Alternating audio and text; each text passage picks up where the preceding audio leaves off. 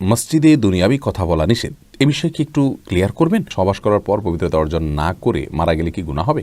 ছোট বাচ্চা থাকলে কাপড়ে গায়ে প্রস্রাব লেগে যায়, তাহলে কি ইবাদত করবে?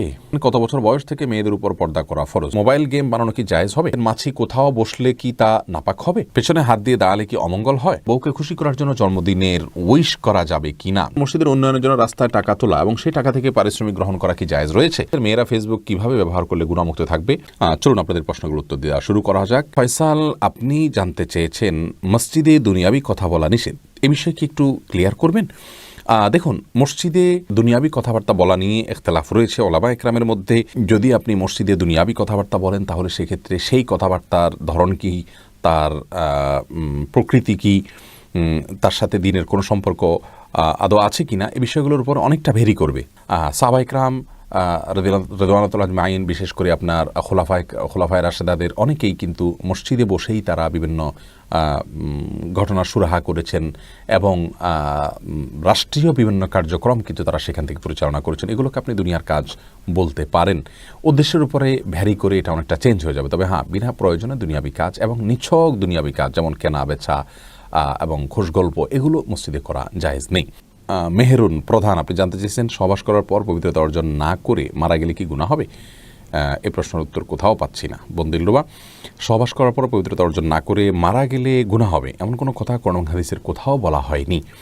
তবে হ্যাঁ, সহবাস করার পর তিনি যদি দেরি করেন, বিলম্ব করেন গোসল করতে, এদিকে তার ফরজ গোসল এর ওয়াক্ত বিলম্ব হয়ে যায়, তাহলে সেটি ভিন্ন কথা। আর যদি ফরজ গোসলের যে ওয়াক্ত সেটি যদি তার বিলম্ব না হয় এবং ফরজ গোসল তিনি করেছেন অথবা ফরজের সলাতের ওয়াক্তই এখন নাই, তার আগেই তিনি মৃত্যুবরণ করেন, কথার কথা আসার পরে সহবাস করলেন, গোসল করবেন, শুয়েছেন, ফজরের ওয়াক্ত হওয়ার আগে আগে তার মৃত্যু হয়ে গেছে, এই জন্য তার কোনো গুনাহ হবে না। কিন্তু আল্লাহ মাফ করুক, তিনি যদি সালাতকে বিলম্ব করে ফেলেন গোসল না করে, তাহলে সেক্ষেত্রে এটি গুনাহের কারণ হবে। অতএব শুধু সহবাস করে আপনার মারা গেলে গোসল না করে এর কারণে কোনো গুনাহ হবে না। কারণ সহবাস করার পরপরই গোসল করা ফরজ নয়। রাসূল আকরাম সাল্লাল্লাহু আলাইহি ওয়াসাল্লাম অনেক সময় সহবাসের পরে অজু করে তারপর শুইতেন বা অন্য কোনো কাজ করতেন। তাহলে বোঝা গেল যে গোসল কিছুটা বিলম্ব করা, অর্থাৎ পরবর্তী ওয়াক্তের সালাতের আগ পর্যন্ত বিলম্ব করা জায়েজ আছে। ছোট বাচ্চা থাকলে কাপড়ে গায়ে প্রস্রাব লেগে যায়, তাহলে কি ইবাদত করবে? গায়ে যদি প্রস্রাব লেগে যায়, তাহলে প্রস্রাবের ওই জায়গাটা ধুয়ে তারপরে ইবাদতবন্দি করবেন, অথবা ইবাদত বলতে সালাত আদায় করবেন। বাকি ওই অবস্থায় কাপড়ে পেশাব থাকলেও আপনি কোরআন তেলাওয়াত করতে পারেন, জিকির করতে পারেন, সব ইবাদত করতে পারেন। সালাতটা শুধুমাত্র পবিত্রতার জন্য পূর্ব শর্তের জন্য বাচ্চা করে নিলে, বাচ্চা দিয়ে পেশাব করে বা কোনো জায়গায় না পাকলে সেই জায়গাটা ধুয়ে, অথবা যদি পোশাক চেঞ্জ করা সম্ভব হয় সেটা চেঞ্জ করে আপনি সালাত আদায় করবেন। রোজিনা খাতুন জানতে চেয়েছেন কত বছর বয়স থেকে মেয়েদের উপর পর্দা করা ফরজ? বোন রোজিনা, মেয়েদের জন্য পর্দা করা ফরজ হবে যখন তারা প্রাপ্তবয়স্ক হবেন, তখন থেকে। মাসিক শুরু হয়ে গেছে তখন তাদেরকে প্রাপ্তবয়স্ক ধরা হবে, তখন থেকে তাদেরকে পর্দা করতে হবে। মামুন আহমেদ, আপনি জানতেছেন মোবাইল গেম বানানো কি জায়েজ হবে?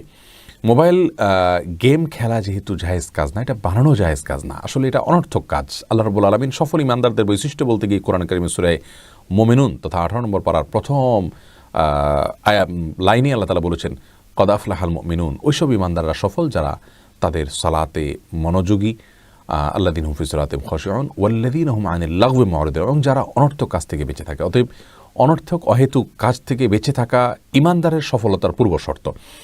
মোবাইলে গেমস খেলা এবং এ জাতীয় যত ধরনের কর্মকাণ্ড আছে এগুলো অনর্থক, এগুলোতে পার্থিব কোনো উপকারিতাও নেই, আখিরাতের কোনো উপকারিতাও নেই। আজকাল অবশ্য অনেক গেমস খেলে মানুষ অর্থ উপার্জন করে, কিন্তু সেই অর্থ উপার্জন আর্থসামাজিক উন্নয়নের জন্য তেমন কোনো ভূমিকা রাখে না। আপনি বলবেন যে সেখানে গেমস ডেভেলপার এবং এটা যারা তৈরি করেন তাদের জন্য এটা জীবিকার মাধ্যম হচ্ছে, কিন্তু অনর্থক কাজের জন্য কেউ যদি আপনার কোনো কাজ করেন, অনর্থক কাজ মানুষ করবে তার জন্য তিনি প্ল্যাটফর্ম রেডি করে দিলেন, তাহলে সেটিও কোনো প্রশংসনীয় কাজ নয়, বরং বিকল্প কোনো ভালো পথ খোঁজা উচিত।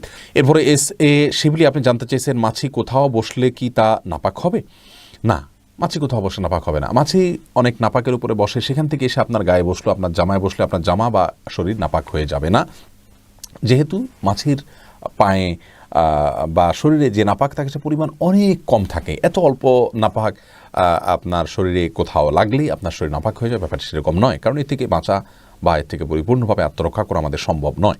ফাইজা রহমান, আপনি জানতে চেয়েছেন পেছনে হাত দিয়ে দাঁড়ালে কি অমঙ্গল হয়? পেছনে হাত দিয়ে যদি দাঁড়ান তাহলে সেক্ষেত্রে কোনো অমঙ্গল হবে না। এটা একটা বদধারণা মানুষের, যে পেছনে এভাবে পিছমোড়া করে হাত দিয়ে দাঁড়ালে তার ক্ষতি হয়। তবে হ্যাঁ, জাহান্নামীদেরকে আল্লাহ রাব্বুল আলামিন বিশেষ কিছু তাদের বিবরণ উল্লেখ করেছেন, তাদের শাস্তির বিবরণ করেছেন, তার মধ্যে থেকে তাদের পেছনে হাত থাকবে এবং হাঁটু গেড়ে থাকবে। অতএব ওই দৃষ্টিকোণ থেকে আপনি যদি নিয়মিত এটি করেন সেটা প্রশংসনীয় নয়, কিন্তু কখনো হাত পেছনে হাত মোড়া বাঁধলেই যে তার ক্ষতি হয়ে যাবে এমন কোনো কথা কোন হাদিসে বলা হয়নি। বাকি জাহান্নামীদের যে আকৃতির কথা আসছে, তাদেরকে যে পরিস্থিতির কথা আসছে, তাদের যে অবস্থার কথা কোন হাদিসে বর্ণিত হয়েছে, সেরকম অবস্থায় আমরা নিজেরা নিজেকে রাখবো না, সেটা উত্তম এবং উচিত। এমনি রেজাউল করিম জানতে চেয়েছেন, বউকে খুশি করার জন্য জন্মদিনের উইশ করা যাবে কি না? জন্মদিন উপলক্ষে বিশেষ কোনো আনুষ্ঠানিকতা ইসলাম সমর্থন করে না। এটি খ্রিস্টানদের, ইহুদি খ্রিস্টানদের কালচার, সংস্কৃতি, আর তাদের বিরোধিতা করার জন্য রাসূল আকরাম অর্থাৎ কৃষ্টি এবং কালচারগত দিক থেকে এবং ইবাদতের পদ্ধতি ইত্যাদি দিক থেকে তাদের সাথে যেন আমরা সাদৃশ্য গ্রহণ না করি, সে বিষয়ে রাসূল আকরাম সাল্লাল্লাহু আলাইহি ওয়াসাল্লাম নির্দেশ করেছেন। অতএব রাসূল করিম সাল্লাল্লাহু আলাইহি ওয়াসাল্লামের নির্দেশনাকে সামনে রেখে জন্মদিনকে কোনোভাবে উদযাপন করা জায়েজ নেই। তবে হ্যাঁ, স্ত্রীকে উইশ করা বলতে যদি কোনো কেক কাটা বা মোমবাতি জ্বালানো বা এই জাতীয় কিছু না করা হয়, এমনিই হয়তো সাধারণ কোনো কিছু করা হলো বা বলা হলো, মনে হলো, তাহলে সেক্ষেত্রে এটি হারামের গণ্ডিতে যাবে না ইনশাআল্লাহ।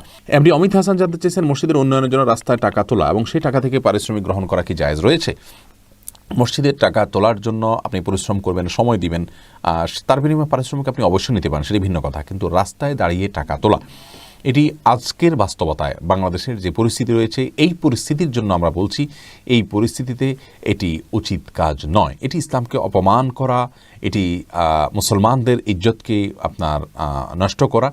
কারণ আলহামদুলিল্লাহ বাংলাদেশে পর্যাপ্ত পরিমাণ মসজিদ রয়েছে এবং মসজিদ যেখানে প্রয়োজন হচ্ছে সেখানে মসজিদের কোনো রকম ব্যবস্থা হয়ে যাচ্ছে, টিন শেডেও মানুষ সালাত আদায় করতে পারছে। কিন্তু রাস্তায় দাঁড়িয়ে মানুষের কাছ থেকে অনেকটা ভিক্ষুকের কাতারে দাঁড়িয়ে এভাবে গণহারে মানুষের কাছ থেকে গাড়ি থামিয়ে বা বিভিন্নভাবে মসজিদের জন্য টাকা নেওয়া, ডোনেশন নেওয়া, এটি কোনো জায়েজ কাজ নয়। এটি ইসলামকে অপমান করার শামিল।